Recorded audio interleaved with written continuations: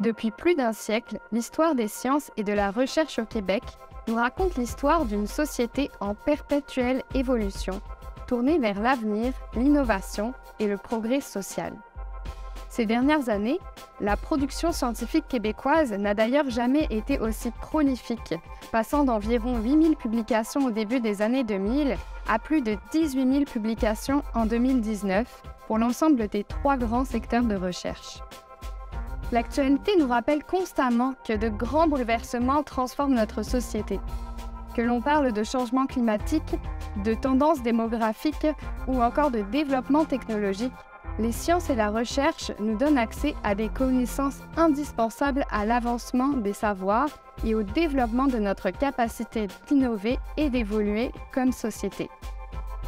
Bien que la recherche ne soit pas exclusivement réalisée au sein des universités, elle y occupe une place importante et un statut unique, celui de former la communauté de recherche de demain, tout en ralliant une partie importante de la communauté de recherche d'aujourd'hui. La recherche universitaire est elle-même soumise à de grandes transformations. Qu'il s'agisse de la fonction même de la recherche, de la société dans laquelle elle s'inscrit, de la façon de la réaliser ou encore des moyens de communiquer les résultats au public qui les transmettent. Voilà des variables qui nous amènent à réfléchir aux défis qui attendent la recherche universitaire et comment elle peut davantage s'inscrire au cœur des réflexions et des solutions que nécessitent les enjeux actuels. Je suis Clara Leroy et vous écoutez Le Réverbère, le balado de l'Institut du Nouveau Monde. Nous sommes présentement au Palais des Congrès de Montréal et j'ai le plaisir de recevoir Claude Corbeau, président de la Commission de l'enseignement et de la recherche universitaire du Conseil supérieur de l'éducation, qui vient tout juste d'émettre un avis qui s'intitule « Pour une recherche universitaire diversifiée, reflet et moteur de la société ».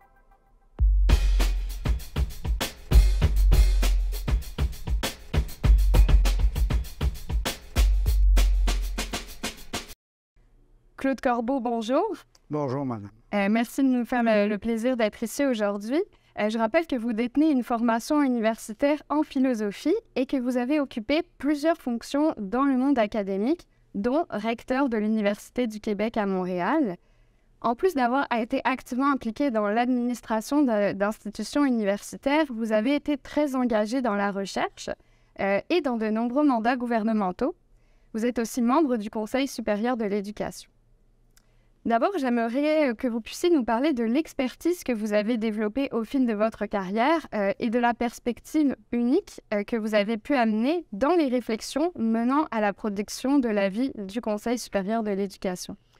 Bien, quand on nous demande de parler de soi, c'est toujours un peu embarrassant, mais disons que pour répondre à votre question, je pense que j'ai une bonne connaissance de ce qu'est l'institution universitaire, notamment québécoise.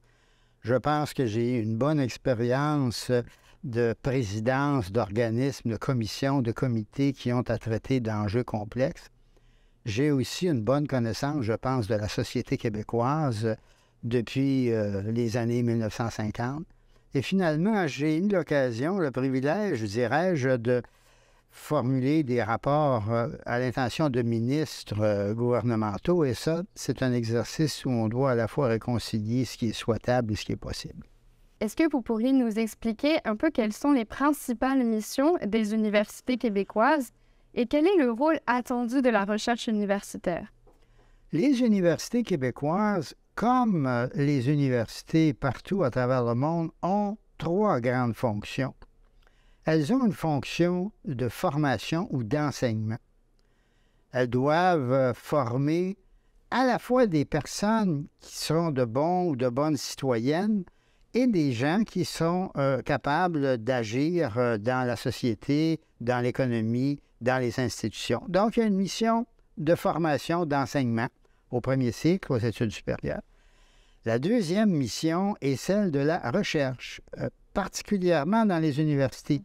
Toute la recherche ne se fait pas nécessairement dans les universités.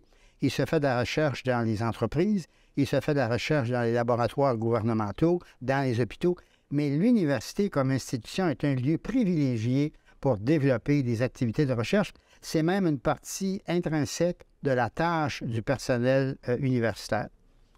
Et la troisième fonction de l'université, c'est dans le fond de faire parvenir les résultats de la recherche, la connaissance, par un processus de transfert vers la société. Donc, enseignement, recherche, transfert de connaissances ou, si vous préférez, le service de la société à laquelle l'université appartient. On l'a un petit peu abordé tout à l'heure, mais qu'est-ce qui fait finalement que la recherche, elle est si importante au sein des universités? L'importance de la recherche dans les universités tient au fait que, d'abord, pour assurer une formation de qualité, les étudiants et les étudiantes doivent être formés dans l'état le plus actuel des connaissances. Et comment peut-on les former dans l'état le plus actuel des connaissances, si ce n'est en faisant en sorte que le corps professoral participe lui-même à la recherche? Quand un professeur ou une professeure donne un cours, quel qu'en soit le sujet, s'il pratique également des activités de recherche dans ce domaine, bien, sa maîtrise du domaine est à la fine pointe de son développement et par extension, les étudiantes et les étudiants ont accès à l'état le plus actuel du savoir. Et ça, c'est important. Sinon, on les forme dans ce qu'était l'état du savoir il y a 10 ans, 20 ans, 30 ans, peu importe. Alors donc, la recherche crée un milieu qui est bénéfique pour la formation des étudiants et des étudiantes. Deuxièmement, la recherche permet de former une relève de chercheurs. Ce ne sont pas tous les étudiants et les étudiantes qui vont devenir des chercheurs, mais il faut en former. Et donc, la recherche est un lieu d'apprentissage pour devenir soi-même chercheur ou chercheuse ultérieurement. Plus fondamentalement encore, la recherche dans les universités est au service de la société. C'est un instrument pour faire face aux problèmes, aux enjeux de la société. Pensez simplement à l'épidémie de COVID que nous avons traversée. Sans la recherche universitaire, sans la recherche scientifique, nous n'aurions pas trouvé les vaccins. Pensez à l'environnement, pensez aux conditions qui font en sorte que les entreprises ou les industries sont productives, sont capables de soutenir la compétition avec d'autres économies. Tout ça, ça se nourrit de la recherche. Ce qui se nourrit de la recherche aussi, c'est la façon selon laquelle on peut gérer les grands services sociaux, que ce soit l'éducation, le système de santé, la culture. Je veux dire par là que, dans le fond, prenons par exemple le vieillissement de la population. Les gens âgés, j'en sais quelque chose, j'en suis un. Les gens âgés ont besoin de services médicaux, bien sûr, quand ils ont des difficultés de santé. Mais ce ne sont pas que des corps qu'il faut soigner, ce sont des êtres vivants qui sont parvenus à un certain moment de leur existence et donc à qui il faut permettre de vivre dans des conditions harmonieuses. Et la recherche en psychologie, en sociologie, en travail social aide à découvrir la meilleure façon de faire vivre les gens du troisième âge.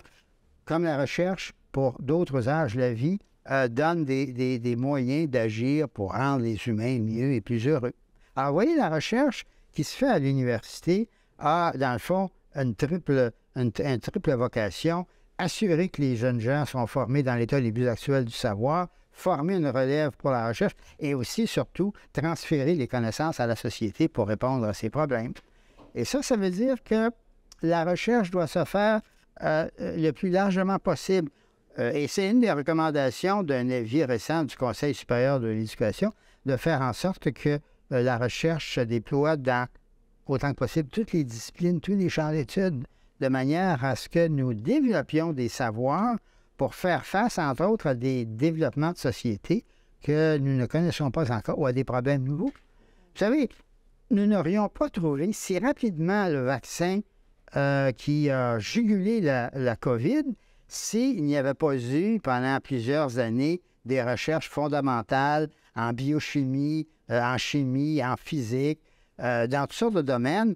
Et le vaccin est le fruit de ces recherches. Donc, c'est pourquoi la recherche est si importante dans les universités, parce qu'elle est branchée, d'une part, sur la fonction de formation et d'autre part, sur la fonction de transfert de connaissances qui incombe aux institutions universitaires. Tout à l'heure, Claude Corbeau, on a rapidement abordé les différentes manières de faire de la recherche. J'aimerais qu'on creuse un petit peu plus là-dessus. Il y a la façon de faire de la recherche fondamentale, contractuelle, commanditée. Puis tout ça, ça peut amener des enjeux, notamment de rentabilité. Est-ce que c'est pas un peu contradictoire avec la liberté académique? Comment on aborde cette question-là? Parlons de la liberté académique. Qu'est-ce que la liberté académique? C'est le droit et le privilège à la fois que l'on reconnaît aux universitaires de poursuivre sans contrainte externe leur démarche scientifique ou leur démarche d'enseignement. Bon. Il n'y aurait pas de liberté académique si le gouvernement, dans un pays donné, disait aux universitaires, voici les problèmes dont vous n'avez pas le droit de parler. On ne peut pas vous exprimer là-dessus, on ne peut pas faire de recherche là-dessus. Donc, la liberté académique, c'est indispensable au développement de la connaissance. Alors, cette liberté académique s'exerce dans différents types de recherche. Il y a un type de recherche qu'on appelle la recherche libre, initiée par le chercheur ou la chercheuse. La personne se pose une question puis s'engage à fouiller pour essayer de trouver des éléments de réponse. Il y a un autre type de recherche qui est une recherche plus commanditée, c'est-à-dire qu'un organisme, une personne, un groupe, un gouvernement a des besoins de connaissances nouveaux. Il s'adresse aux chercheurs dans une université en lui disant « Nous aimerions que vous examiniez telle et telle question ». Dans les deux cas, la liberté académique est nécessaire parce que si vous vous présentez auprès d'une équipe de recherche en disant « Moi, j'ai tel problème, mais voici la solution à laquelle je veux que vous arriviez », les gens de la recherche vont dire « Non, on n'embarque pas là-dedans ». Donc, c'est la liberté des méthodes de recherche, la liberté de la démarche de recherche et la liberté de conclusion. Bon, alors donc, la recherche se fait dans un contexte où on ne sait pas ce qu'on va trouver. Puis si on le savait, on l'aurait déjà trouvé et on ne le chercherait pas. Donc, ça demande beaucoup de liberté. Sans la liberté, il n'y a pas de recherche. Il n'y a pas de développement de connaissances. Souvenez-vous, il y a longtemps, au 17e siècle, il y a un savant italien qui s'appelait Galileo Galilei, qui dit, dans le fond, malgré les apparences, c'est pas le Soleil qui tourne autour de la Terre, c'est la Terre qui tourne autour du Soleil. Et là, l'Église catholique du moment a dit, c'est faux. Les anciens pensaient que le Soleil tournait autour de la Terre et que ça continue comme ça. Bon. Alors, vous voyez, quand on impose des conclusions préétablies à la recherche scientifique, on la tue et on tue, par la même occasion, le développement de connaissances. C'est ça l'importance de la recherche, de la liberté académique pour la recherche. Comme pour l'enseignement, d'ailleurs. Parce que aux États-Unis, actuellement, il y a des tendances extrêmement inquiétantes où on retire des livres des bibliothèques scolaires, où on interdit aux professeurs, aux enseignants de parler de certaines choses dans les salles de cours. C'est la fin de la liberté académique, c'est la fin de la liberté de l'enseignement. Cela étant, les gens vont dire, oui, mais à quoi ça sert la recherche? Bon, il y a des recherches qui ont une évidente utilité concrète. Quand on fabrique des vaccins, bien, on sait à quoi ça sert. Il y a toutes sortes de recherches qui portent sur des enjeux très précis pour apporter des solutions. Il y a des recherches dont on ne voit pas à quoi elles servent. Par exemple, les astronomes, les gens qui s'intéressent aux galaxies lointaines. À prime abord, c'est difficile de dire à quoi ça sert. Ou les archéologues qui vont fouiller à la recherche de civilisations perdues. Qu'est-ce que ça donne? Bien, le propre de la recherche, c'est d'avancer, de produire des connaissances qui peuvent être révisées, transformées dans le temps. C'est d'avancer sans nécessairement se préoccuper de leur utilisation pratique. Mais on a constaté, historiquement, que des recherches, par exemple en mathématiques, qui paraissaient n'avoir aucune espèce d'intérêt ou d'utilité, à un moment donné, développent des connaissances, développent des modèles mathématiques, et on s'en sert dans la vie courante, concrète.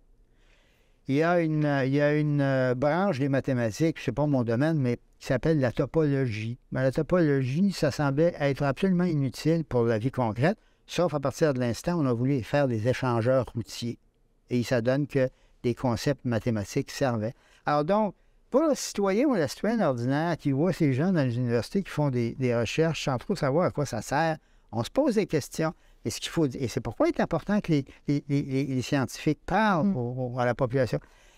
C'est qu'on ne sait jamais qu'est-ce que la recherche va nous donner comme résultat. Et il y a des choses étonnantes qui se produisent.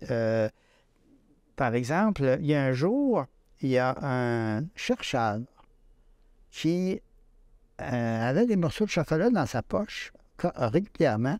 Il faisait de la recherche sur le micro-ondes. Et à un moment donné, il se rendait compte que le chocolat dans ses poches, quand il était au laboratoire, fondait. C'est à l'origine des fours à micro-ondes qu'on utilise quotidiennement parce que ça produit de la chaleur, puis ça affectait les morceaux de chocolat qu'il y avait dans la poche cherchant. Alors, vous voyez, la recherche est une démarche dont on ne sait jamais à l'avance exactement ce qu'elle va donner. Ça, c'est vrai de la recherche fondamentale. Ça peut même être vrai de la recherche contractuelle, de la recherche commanditée. Quand une entreprise dit « Moi, j'ai tel problème, est-ce que vous êtes capable de me trouver une solution technique, changer les machines, changer les modèles, les processus de production? » On ne sait pas ce qu'on va trouver. Mais alors donc, il faut aller voir. Et des fois, il y a des recherches qui aboutissent à des cul-de-sac ou dont on ne voit pas l'utilité immédiate. Mais avec le temps, autrement dit, l'utilité d'une recherche, l'utilité des connaissances scientifiques que l'on développe est une utilité qui se mesure selon des échéances temporelles pouvant être très diversifiées. Mais l'important pour une société, c'est de soutenir les gens qui font la recherche parce qu'elle va servir tôt ou tard. Parfois lointain dans le temps, parfois rapidement. Et c'est comme ça que l'humanité a avancé au fil des siècles. S'il n'y avait pas eu des gens à poser des questions un peu curieuses, on n'aurait pas fouillé des choses, on n'aurait rien trouvé. Voilà l'importance de la recherche pour une université et pour une société. On a parlé tout à l'heure des nombreux défis et des enjeux qui traversent la société. À juste titre, vous avez mentionné la pandémie qui a eu un impact dans la société, mais aussi dans la recherche. Quels sont les défis qui perdurent justement en recherche universitaire et quelles sont ces nouvelles réalités qui nécessitent une adaptation? Vous savez, on dit souvent que les universités sont des tours d'ivoire lointaines, coupées de la société. Mais en réalité, les universités sont partie intégrante de la société. Donc, il y a des attentes, des besoins de la société qui finissent par rejoindre le milieu universitaire. Nous avons, par exemple, une volonté dans une société comme la nôtre d'équité, de diversité, d'inclusion des personnes, quelle que soit leur origine, quelle que soit leur religion, leur pensée, peu importe. Alors donc, la recherche universitaire doit, c'est un enjeu actuellement au Québec, que le Conseil supérieur d'éducation a examiné, la recherche universitaire doit trouver une façon d'accueillir progressivement des gens qui viennent de milieux autres que les milieux blancs traditionnels dominants. Vous savez, quand moi je suis entré à l'université comme étudiant, il y a de cela 60 quelques années, il y avait très peu de femmes dans le corps professoral. Très peu de femmes. Pas de femmes dans la direction des universités. Alors, pour les gens d'aujourd'hui, c'est incroyable, invraisemblable, mais c'était la situation. Progressivement, les femmes ont conquis leur place à l'université, que ce soit comme professeur, que ce soit comme chercheur, que ce soit comme gestionnaire. C'est la même chose dans une société qui se diversifie en termes ethniques et culturels. Donc ça, c'est un des enjeux de la recherche dans les universités québécoises, comme dans d'autres pays, de faire en sorte qu'elle reflète la société dans sa composition. Bon. Un autre enjeu propre au Québec, c'est l'existence, dans ce qu'on appelle l'enseignement supérieur, de deux ordres, le collège et l'université. Il y a déjà eu des activités de recherche conjointes impliquant des professeurs de collège et des professeurs d'université. C'est un domaine qu'il faut trouver une façon de développer parce que, à l'échelle mondiale, le Québec a une petite communauté scientifique. Donc, il faut optimiser le nombre de chercheurs que nous avons, et ça en faisant en sorte que les professeurs de collège intéressés par la recherche puissent travailler avec leurs collègues de l'université. Autre enjeu. Un troisième enjeu pour le Québec, qui est une nation francophone, c'est évidemment l'enjeu de la langue de la recherche. Vous évoquiez dans votre présentation les 18 000 ou quelques publications scientifiques qui sortent du monde universitaire québécois chaque année. Beaucoup d'entre elles, la grande majorité, sont en anglais. Et ça, c'est vrai dans plusieurs pays. Alors donc, c'est un enjeu pour les universités québécoises francophones de faire en sorte qu'elles ne se coupent pas des mouvements scientifiques internationaux. Donc, il y a une certaine obligation de recourir à l'anglais. mais que le français demeure une langue de formation, de recherche scientifique, de communication scientifique. Alors, vous voyez, vous avez des enjeux de cette sorte. Un quatrième enjeu que l'on pourrait signaler, c'est le fait qu'il faut articuler la recherche avec les besoins de la société. Il y a dans la société des besoins qui ne sont pas toujours clairement articulés, mais qui requièrent un travail de recherche. Alors, il faut réussir à établir un lien entre les chercheurs universitaires et la population en général. Et ça fait partie des enjeux actuels qui confrontent la recherche en milieu universitaire québécois. Mm-hmm. Effectivement, c'est vrai que la question de l'accessibilité, de la diversité est au cœur des discussions, des débats, que ce soit dans la société et dans la recherche. Et pourquoi c'est si important de rendre l'activité de recherche scientifique accessible à la population? Et comment on peut réussir à instaurer un dialogue entre la recherche et la société? Et quels peuvent être aussi les apports des citoyennes et des citoyens à cette recherche? Alors, pendant la COVID, quand les vaccins sont apparus, nous avons vu qu'un certain nombre de personnes se refusaient aux vaccins. Et ceci révélait comme une forme de défiance envers le savoir scientifique. Pourtant, les mêmes personnes qui disaient non, non, non au vaccin pourraient utiliser leur téléphone cellulaire ou même prendre l'avion quand c'est devenu possible, sans faire le lien entre le fait que, dans tous les cas, la recherche scientifique était à la base. Bon, alors donc, il faut que les citoyens et les citoyennes valorisent la recherche. D'abord parce que c'est eux qui la paient. Les subventions que l'on donne aux chercheurs universitaires, les subventions que l'on donne aux universités, ça vient des taxes et des impôts des citoyens et des citoyennes. Et ceux-ci peuvent, à un moment donné, dire « Oui, mais à quoi ça sert au juste l'argent que nous mettons dans la recherche? » Donc, il est important que la recherche soit connue, appréciée, valorisée par les citoyens et les citoyennes. Il est important que le savoir scientifique se rende jusque dans la population. C'est ce qu'on appelle le processus de vulgarisation, de communication scientifique. La recherche scientifique, ce n'est pas de la magie. C'est un processus rigoureux qui conduit à établir des connaissances sur lesquelles nous pouvons tabler. Un avion vole parce qu'il est plein de résultats de la recherche scientifique. Alors, il faut que nos concitoyens, nos concitoyennes voient que ce qui se fait dans les laboratoires, la recherche, ça conduit ultimement à des applications. Donc, en ce sens-là, il faut que les scientifiques prennent le temps d'expliquer à nos concitoyens et concitoyennes ce qu'ils font, ce qu'est la recherche et à quoi elle conduit. Mais inversement, il y a des circonstances où la recherche peut être aiguillonnée en quelque sorte par des besoins, des demandes, des attentes qui viennent de la société. Il y a par exemple une mission particulière des universités qui s'est développée depuis la fin des années 1970, ce qu'on appelle le service aux collectivités. Faire le lien entre les ressources de recherche des universités et des groupes sociaux moins favorisés, moins bien nantis, qui ont des besoins de connaissances, mais qui ne peuvent y trouver satisfaction et si on fait le lien avec les ressources universitaires. Donc, vous voyez, il y a un échange bidirectionnel qui doit se réaliser entre le personnel de recherche. Il faut vraiment qu'on sensibilise la population à ce que font les chercheurs. Puis inversement, les chercheurs doivent être attentifs à des enjeux de société qui peuvent faire appel à leur potentiel de recherche. Monsieur Claude Corbeau, merci beaucoup d'avoir allumé notre réverbère.